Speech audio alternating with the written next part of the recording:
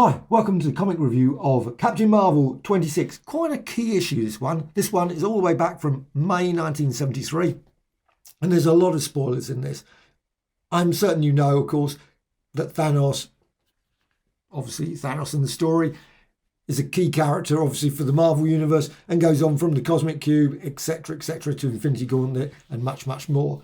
However, at this point, he is just still very much just a character in the window at the back there, with death, because a big clue there, death, to the death. And you got, now Captain Marvel obviously thinks that he's a Skrull, or Super Skrull, I should say. The Super Skrull has attacked Captain Marvel. He just goes off on a thing and thinks that, that the thing is that. The thing has lost his voice, convenient, of course, but that's a nice battle. And of course that happens in all superhero comics. So let's just quickly, you got Luann, character obviously that there, Rick Jones' girlfriend. I'm not certain if she was a girlfriend at that point, but anyway, she's under control of the controller, or the slave disc of the controller, if no less. Weirdly, they show a lovely picture here. Earth is Thanos' first colonial stepping stone. Wasn't it probably Titan, I would have thought, but anyway. So still, you got there, Thanos. Doesn't look a bit like Thanos, to be honest. But anyway, looks more like Kronos. That would be the first impression. Looks like Kronos there. And I love the pictures of the Badoon. And as well as, I think that looks like the Toad Men at the back. Or Toad Man, I should say. One character from that. He's a dictator, obviously, Thanos and all that sort of stuff. We haven't really got into the Cosmic Cube stuff. Obviously, he wants this information from, it's in the Captain Marvel comic, so you can guess that he wants it from Captain Marvel. Again, spoilers. There are spoilers in this. So you got him. Captain Marvel turns back into Rick Jones. I really like that storyline. I must admit, I really did enjoy the Rick Jones Captain Marvel backwards and forwards. Though most time it never made that much sense. Why one time he would, one time he wasn't. But still, you got Scrag, good old Scrag. Not certain Scrag turned up, but look at that menacing character that there. And you got the character, obviously Thanos in the background again. And you got the Super Skrull. The Super Skrull, of course, is one of his characters that was when he first came out. Fantastic Four. I love that one. Super Skrull versus Fantastic Four. It was a super powerful, but now unfortunately reduced to basically being useless most of the time. And frankly, he was always losing quite regularly. Virtually everyone he fought. How unusual. How I always love the adverts. Always the adverts are always great in these things. And you got, of course, got Thanos being manipulating, Scrag, I should say, manipulating for Thanos there.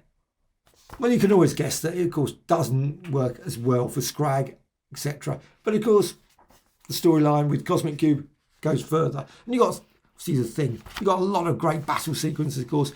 Captain Marvel versus the Thing, sort of thing that would appear in Marvel 2-in-1. I love Marvel 2-in-1, so that was always great. Demand, remember, death stands near. I mean, big clue.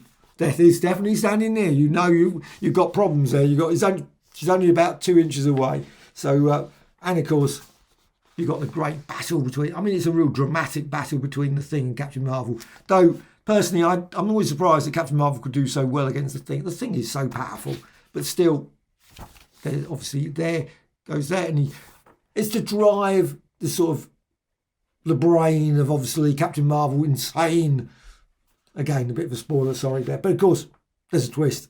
There's a twist in the story. But it's really great that we finally see Thanos. Thanos turns up, and and he's got lots of powers that I must admit he doesn't seem to ever use again. He's got here. Has he ever done that ever again? A Skrull changed to stone. I don't think he's ever done that since. He might have done, I don't know. But the thing is, you've got dramatic Thanos, King of Titan. So that is the first step in stepping stone, I would say. And shortly the Emperor of the Universe. Well, hang on. That didn't actually stay the same thing. He wasn't in the end Emperor of the Universe. He just became a god, which is obviously pretty decent, I suppose. But Emperor of the Universe. Why? Why would you want to be Emperor? Surely communications would be quite slow as well. It just seems what a waste of time. Is there an Emperor of the Universe? Seems a pointless exercise to me. But anyway, you've got Rick Jones. I think Rick Jones. I want the Deluded Warrior. Great story. I really love this story. It's Return of the Titans. Not the Teen Titans, but Return of the Titans. Of course, there's other Titans characters, and they're always good. Coming, the Thing in his own mag. Of course, Marvel 2-in-1. and it's got Vine, script, Starlin, art. Marvel keeps on trucking. There we put that sort of thing. Keeps on trucking. I loved it. Absolutely great. And you got, like I say, the Thing there. Just brilliant. Now, the Thing doesn't turn up like any time in the story until a bit later. Of course, there's the various other, the Stones, of course, that storyline in between the Infinity Gauntlet. It's sort of halfway house with Thanos. So you've got Mail It to Marvel. I don't know why call it Captain Marvel, and then of course you got Marvel in the letters page bit, but still, and it's issue 22, 20, etc., etc. I must admit there was a bit of a lull in the Captain Marvel series. A bit of a dip. I mean, I enjoyed some of the really early stuff, Gene Colan stuff, Captain Marvel, the Green period. I would always think Green period, and that was just great. But it did sort of dip down a bit. However, you got the Captain Marvel. It's drawn by one of these pairs: Wayne Boring, Frank Giacoa, Walt Kelly, or Hal Foster. I'm not certain I can remember any of the Hal Foster story. However, that's just the letters page. But also, even better, you got an advert. You can't beat a good old advert. And I loved Killraven, even if his costume wasn't exactly the world's greatest costume, but I guess it was a very 1970s costume. It's not science fiction entirely. I think it was science fiction entirely as well. However, it's not superhero mag. Well, it certainly wasn't a superhero mag. He wasn't a superhero. Didn't have any superpowers as far as I'm aware, particularly. Well, sort of. It's not sword and sorcery. It certainly wasn't sorcery. Probably could say it was sword, but wasn't sorcery. Don't think there was any sorcery involved. They called him Killraven. So the power-packed premiere in Amazing Adventures. Of course, the Beast stories were in the Amazing Adventures. I was really disappointed at the time. I remember the Beast ones, even though the artwork was terrible, to be honest. It was not my favourite artwork at that period. However, I did enjoy those Beast stories. I don't know why, but I did at the time. And in 18, I was very disappointed with Killraven. War of the Worlds. I thought, oh, no. I really did not like... War of the Worlds, fine. It's a decent enough book. But really? However, by the end, by the 20 or so issues later, I love Killraven. Now Killraven is definitely a favourite. I just think it's just great. I still dip in. I've got the Essentials. I've also got the Epic Collection that's just come out. Love that. And War of the Worlds.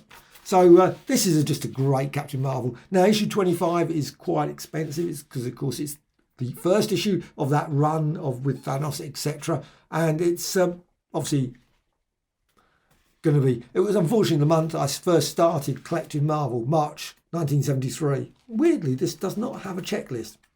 However, March 1973, so that issue is always going to probably be not one I'll ever get again. So that's the way things are. So May 26th, I love this issue. This is just such a cracking issue. Captain Marvel versus Thing. You can't beat it. Along with Thanos. Thanos as well. Just really, really superior story. Just great.